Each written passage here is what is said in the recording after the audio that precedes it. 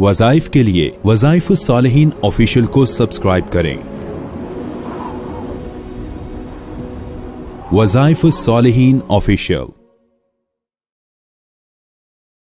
نحمده ونصلي على رسوله الكريم اما بعد فاعوذ بالله من الشیطان الرجیم بسم اللہ الرحمن الرحیم۔ ذی الحجہ کی 8 تاریخ یہ اسلامی مہینوں میں بہت ہی اہمیت کی حامل ہے۔ 8 ذی الحجہ کو حاجی مینا کے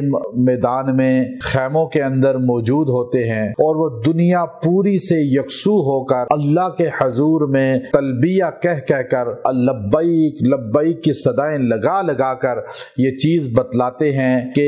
اللہ وحدہ لا شریک ہے اور وہ ہر جگہ سنتا ہے، ہر جگہ موجود ہے، اور وہی ہے جو انسان کی داد رسی کرتا ہے، فریاد دور سن کر فریاد رسی کرتا ہے۔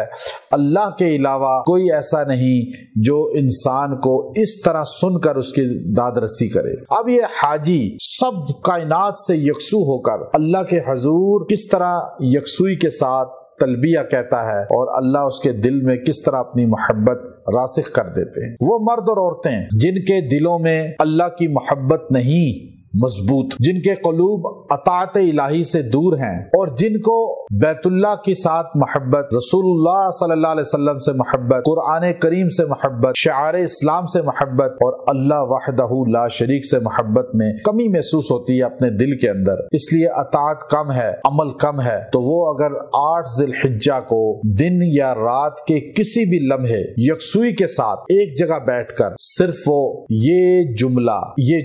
یہ آیت کریمہ جو دوسرے پارے کے پہلے رکوع کے اندر ہے اور وہ آیت کا حصہ ہے، ان اول بیت وضع للناس، یہ آیت ان اول بیت وضع للناس، یہ کعبۃ اللہ وہ پہلا گھر ہے کائنات کا جو انسانیت کے لیے، لوگوں کے لیے بنایا گیا ہے۔ یعنی اللہ کا گھر کائنات میں اگر کوئی بنایا سب سے پہلے فرشتوں نے، آدم علیہ السلام نے، نوح علیہ السلام نے، پھر ابراہیم و اسماعیل علیہ السلام نے، اور اس کے بعد محمد عربی صلی اللہ علیہ وسلم اور ان کی قوم نے، اور پھر عبداللہ ابن زبیر نے رضی اللہ تعالی عنہ نے۔ تو یہ کعبۃ اللہ، بیت اللہ جو کائنات میں پہلا گھر اللہ کا بنایا گیا وہ بیت اللہ ہے۔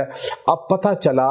جس کا اس گھر سے تعلق جڑ جائے گا وہ اپنے اصلی گھر جنت میں ضرور جائے گا۔ اب آپ چاہتے ہیں کہ آپ کا یہ گھر دنیا کا بھی خوشحال ہو جائے، گھر کے اندر سے جھگڑے ختم ہو جائیں، آپ کے قلب میں اللہ، رسول، قرآن، بیت اللہ، شعار اسلام اور اسلام کی محبت راسخ ہو جائے۔ اگر کسی کا دل